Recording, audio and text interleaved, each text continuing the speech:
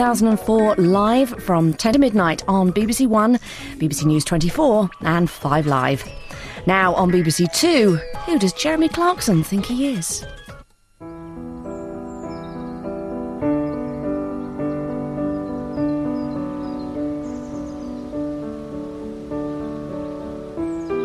I think it's engineering history I like most of all, because I am so useless with my hands. Most of the books here and all over the house are all about old machines. Because if you found out that you were a descendant of Telford or Stevenson or Brunel or any of the great engineers, or I mean anyone great, then that must be quite a thrill. And I think once you get involved in this, it becomes like a detective story. I can see that it would become very addictive. It would give me a quiet sense of pride, I think, to think that I've got the same blood as someone who did something amazing.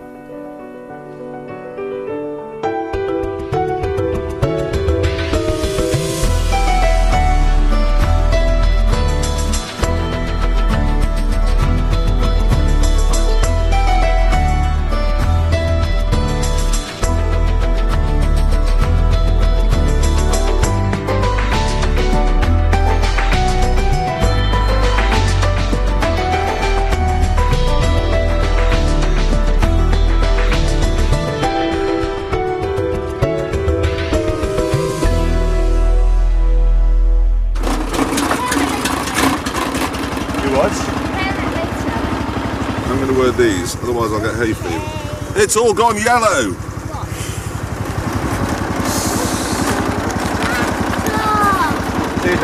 She wants to go on the tractor. Can she come with you? The little red tractor's out.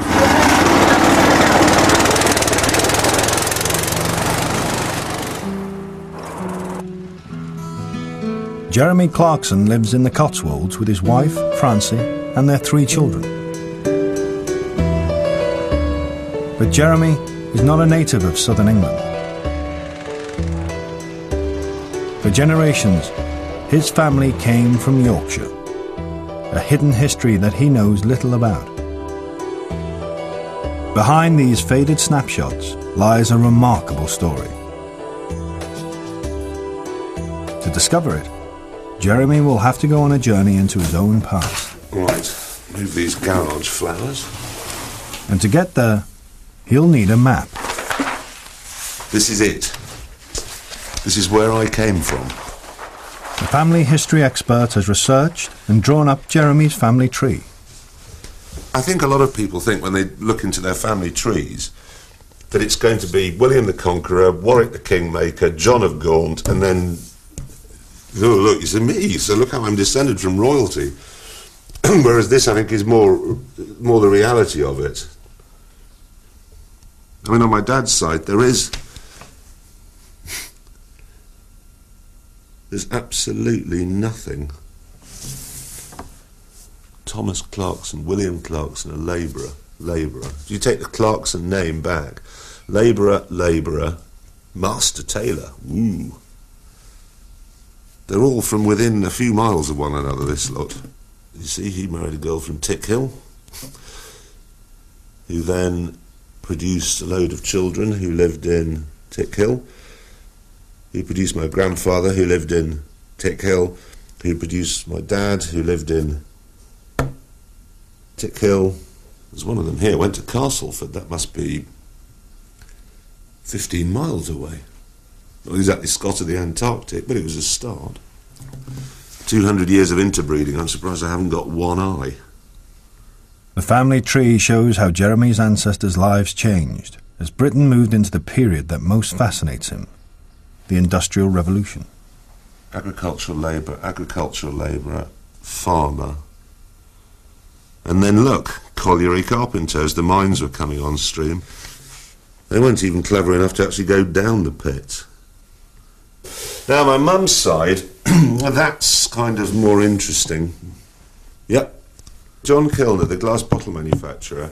I think they did the Kilner jar, you know, Nigella Lawson's always prattling on about them.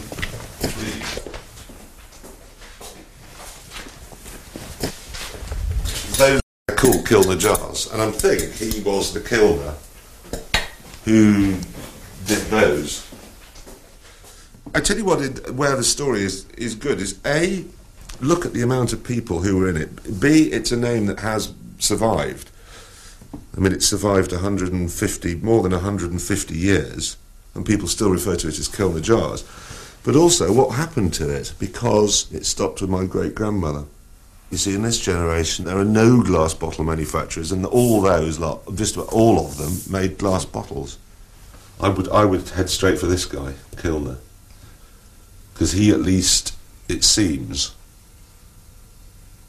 did something other than harvest barley. To find out more about the Kilners, Jeremy drives north to Nottinghamshire, where his mother Shirley has lived since his father died 10 years ago. As a family, we never really talked about ancestors, as it were. I mean, I do know that one of the Kilners had a car very soon after the car was invented, which is the equivalent of having a private jet today. You know, if it was 1901 or something like that, that would be like, so you think, well, God, you know, they must have been very successful.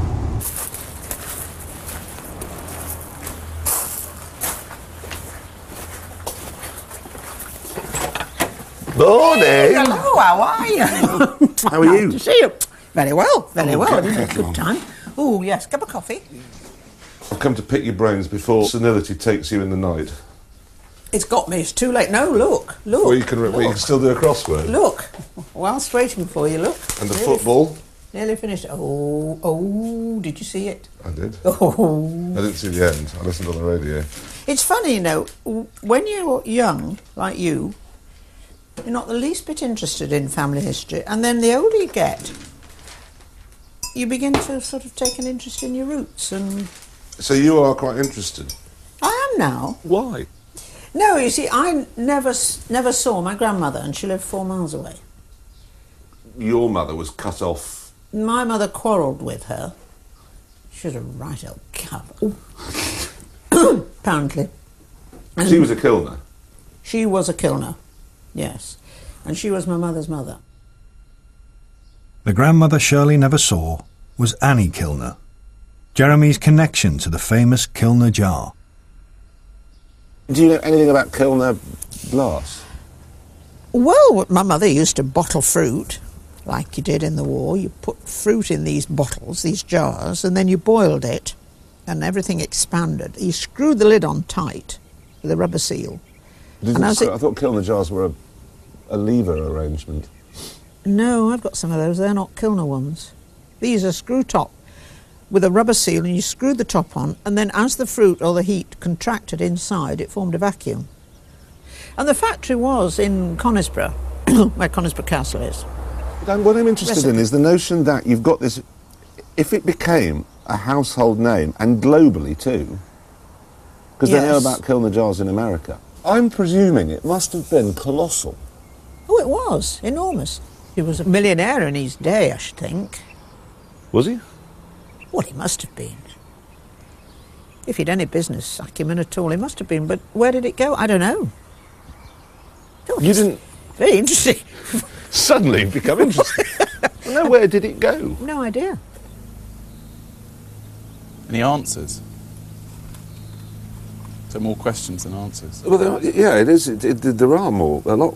I mean, what's happened there is I've found out that my mother, as I've always suspected, knows very little about the history of the family.